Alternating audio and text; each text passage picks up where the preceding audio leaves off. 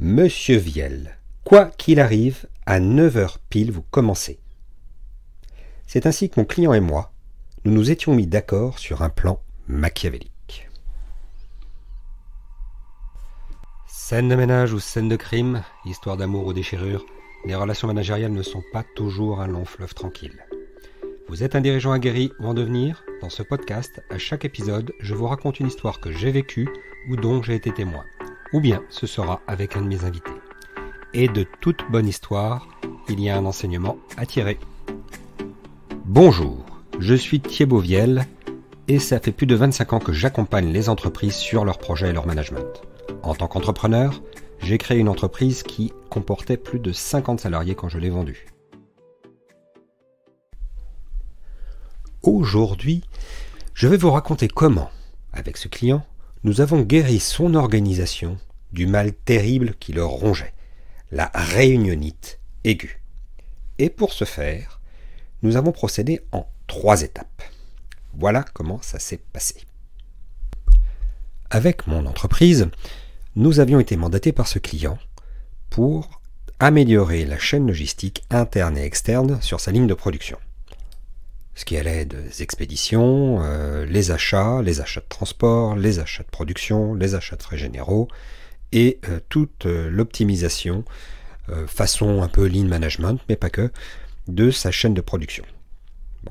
Il s'agissait d'une usine de fabrication de mobilier et nous étions vraiment dans le dur avec un board qui avait la fâcheuse habitude d'arriver systématiquement en retard aux réunions et de finir la réunion en demandant de caler la prochaine réunion. Cela faisait perdre énormément de temps à l'entreprise, les prises de décision s'en trouvaient vraiment freinées, et donc nous avions décidé de prendre le taureau par les cornes et de remédier à ce mal terrible. Je devais donc ce jour-là faire la présentation au bout d'un peu plus d'un mois d'analyse, de nos conclusions à l'ensemble du board afin de décider des actions à mener pour lancer le projet lui-même.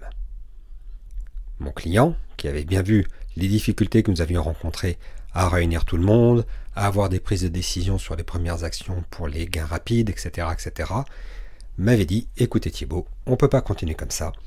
Qu'est-ce que vous me proposez pour mettre en place, pour améliorer notre processus de décision et sortir de cette réunionnite aiguë ?»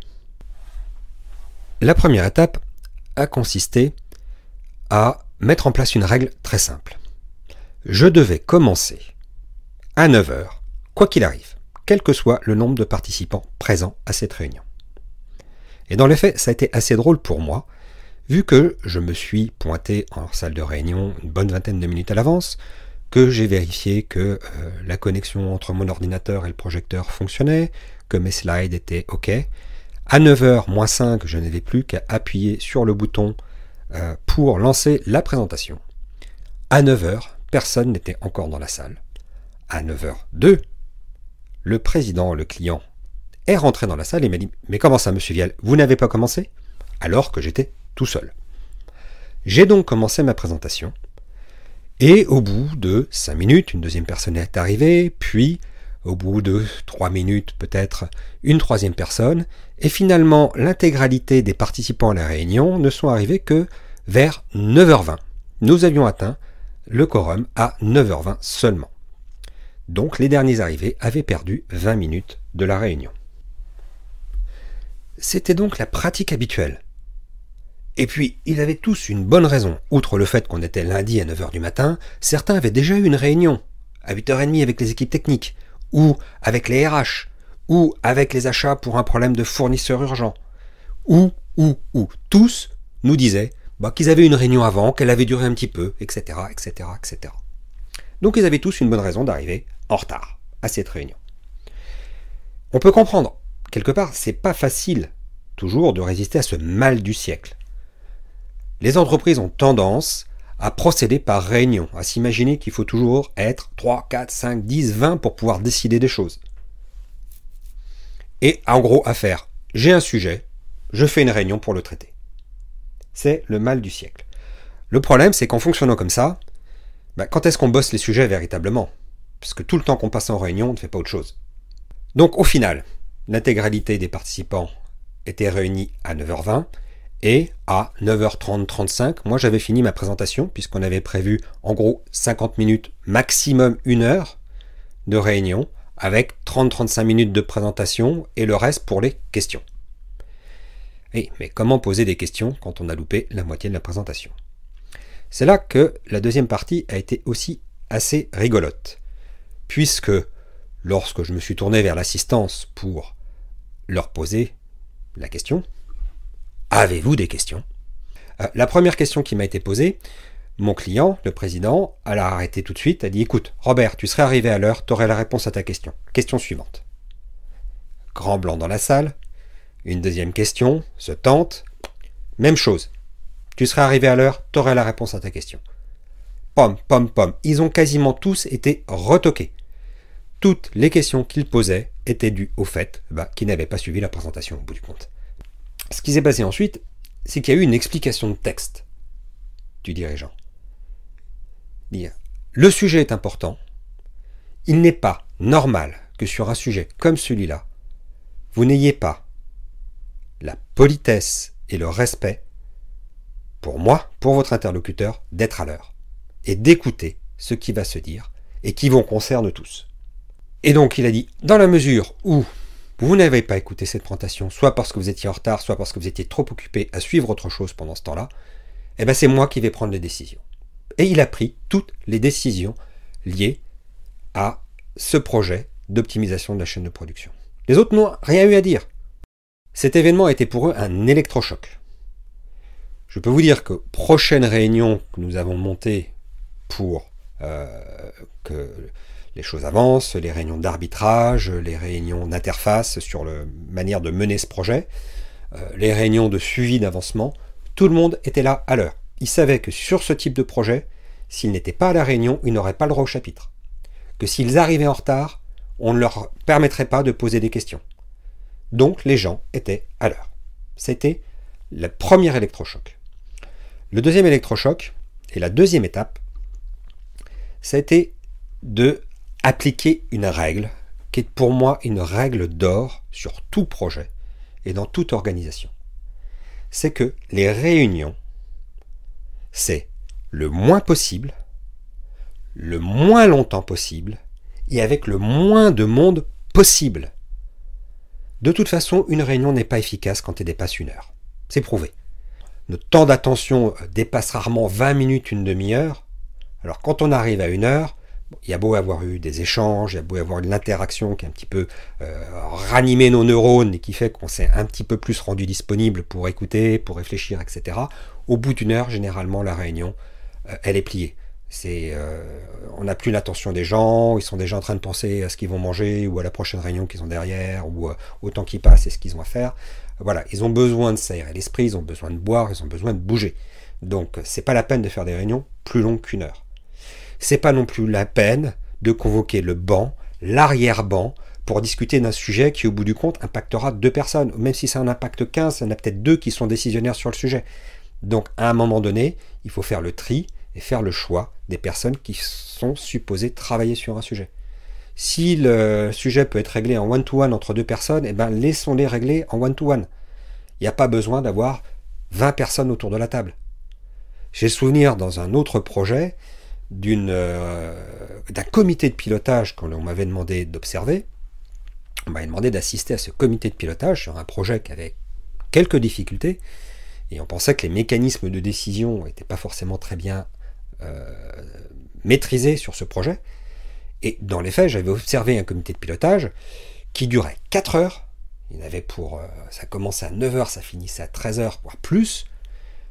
Dans le comité de pilotage, on n'avait absolument pas abordé les sujets liés au pilotage.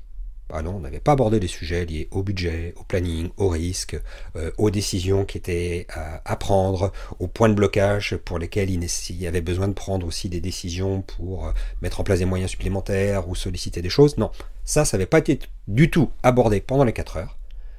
Par contre, pendant, une bonne heure et demie sur ce comité de pilotage, on avait abordé la couleur du bitume de la route pour l'intégration paysagère du site. ce qui était un sujet qui concernait en gros 2 personnes, hein, l'ingénieur VRD et le futur responsable d'exploitation qui était en relation avec les mairies, mais les 15 autres personnes qui étaient autour de la table n'étaient absolument pas concernées par ce sujet-là. Donc on était complètement hors scope. Et oui, vous avez bien entendu, il y avait au moins 17 personnes pour cette réunion de comité de pilotage. Le troisième électrochoc a consisté, en fait, à mesurer l'efficacité des réunions avec un indicateur, alors qui est peut-être un petit peu basique, qu'on pourrait peut-être un petit peu contester, mais qui malgré tout était assez parlant pour les gens. C'est qu'on a dit, voilà, compte tenu du niveau des personnes qui sont réunies en réunion, combien a coûté la réunion? Combien ça coûte de faire cette réunion? Et quand vous réunissez 15 personnes qui sont tous cadres dirigeants pendant une demi-journée, comme c'était le cas du comité de pilotage ou comme c'était le cas régulièrement chez l'autre client dont je vous parlais, pour tout un tas de réunions qui étaient un peu réunions, discussions de salon, hein, on s'est peut-être beaucoup parlé. Donc quand vous réunissez tous ces gens-là autour de la table, très très vite, on se rend compte que nos réunions nous coûtent en temps de travail des milliers, voire des dizaines de milliers d'euros tous les mois. Tous les mois, c'est des dizaines de milliers d'euros qui partent en fumée, en temps de travail. Pour quel résultat productif derrière? Difficile. Donc on avait mis en place cet indicateur. On avait mis en place un truc, voilà, qui était présent à la réunion. En gros, combien il coûte à l'heure, voilà, et combien va nous coûter la réunion. Est-ce que l'enjeu du sujet est largement supérieur au coût de la réunion et que la réunion va permettre de véritablement le traiter? Si oui, la réunion est légitime. Sinon, bon, on va peut-être se poser la question de est-ce pertinent de faire cette réunion? Il y a peut-être un autre moyen de faire. Donc, ça a été le troisième électrochoc, et la troisième étape, c'est de dire combien nous coûtent les réunions dans l'entreprise. Donc, ce que j'en tire, moi, comme enseignement par rapport à ça, c'est que on a 2 leviers essentiels pour guérir de la réunionnite. Le traitement et la prévention. En ce qui concerne la prévention, je vous ai déjà dit, c'est limiter le nombre de réunions. 80 à 90% des sujets que l'on a à traiter concernent 2 personnes. Il s'agit non pas de réunions, mais de points d'articulation rapides à faire entre les 2 personnes concernées, qui sont les 2 personnes qui sont en interface. Il n'y a pas besoin de plus que ça, il n'y a pas besoin de faire une réunion. C'est juste que les 2 personnes décrochent le téléphone, se rencontrent à la machine à café, échangent dans un bureau pendant une demi-heure maximum pour traiter du sujet. 80 à 90% des sujets, c'est ça. Le deuxième levier, dans le traitement, c'est l'efficacité des réunions. Ce dont je vous parlais par rapport à ce comité de pilotage qui n'était pas un comité de pilotage. Alors bien sûr, il y a la base, il y a avoir un ordre du jour, respecter l'ordre du jour, etc., etc. Mais tout ça, ce sont des injonctions qui sont parfois un petit peu difficiles. Alors un petit peu difficiles, pourquoi? Parce que souvent la personne qui a besoin de la réunion est celle qui la prépare, qui fait l'ordre du jour, qui en plus doit faire respecter le timing, doit présenter les sujets, doit s'assurer que tout le monde s'exprime. Donc la charge mentale sur cette personne est énorme. Et tous les autres autour de la table sont complètement déresponsabilisés. Ils ne participent pas à la réunion enfin, ils y participent plutôt en spectateurs pour certains, ou voire en clients qui attendent de celui qui a organisé la réunion qu'il fasse tout le boulot. Et ça, c'est une mauvaise manière de gérer les réunions aussi. C'est pour ça qu'il existe un processus qu'on appelle le processus délégué pour mener des réunions, qui est très efficace. J'ai pu l'expérimenter. C'est vraiment un processus qui débloque des choses de manière très très très efficace. C'est répartir dans les participants à la réunion ces différentes responsabilités. La préparation de l'ordre du jour et l'animation à une personne éventuellement. le timekeeper à une autre personne, le pousseur de décision, celui qui dit « Attendez les gars, là, on est dans un comité de pilotage, mais on est en train de commencer à parler de la couleur du bitume de la route, c'est peut-être pas le point le plus important. Donc si ça te concerne, Georges et Alex, vous prenez un moment tous les deux pour en parler, mais là j'aimerais qu'on revienne sur les sujets qu'on a mis à l'ordre du jour. Il s'est déjà passé tant de temps, on doit arriver à une décision sur ce sujet-là, etc. » Et le dernier, c'est le facilitateur, celui qui est aussi un petit peu en position d'observer qui a pris la parole, s'assurer que tous les points de vue ont bien été pris en compte, que peut-être Robert, au fond de la salle, il ne s'est pas trop exprimé, mais qu'il aurait des choses intéressantes à dire, parce que sur le sujet, techniquement, il est très bon. Voilà, donc de s'assurer que l'écoute se fait aussi. Attends, tu parles, mais il y a une question là, tu l'as pas vue, Christine, elle a quelque chose à dire, Hélène, tu lui as coupé la parole et tu as fini la phrase à sa place, donc on va essayer de remettre un peu d'écoute, voilà, quel est un peu ce rôle-là. Alors ce sont des compétences qui s'apprennent, et dans l'idéal, on fait tourner aussi, on fait tourner d'une réunion à l'autre les responsabilités.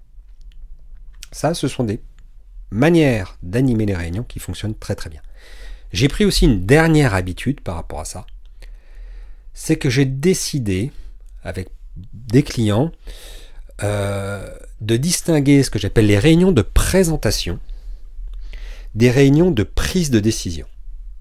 Alors parfois, elles se succèdent. Parfois, on va faire une réunion de présentation, une petite pause, et ensuite on va voir la réunion de prise de décision, parce que la prise de décision est liée à la présentation qui a été faite.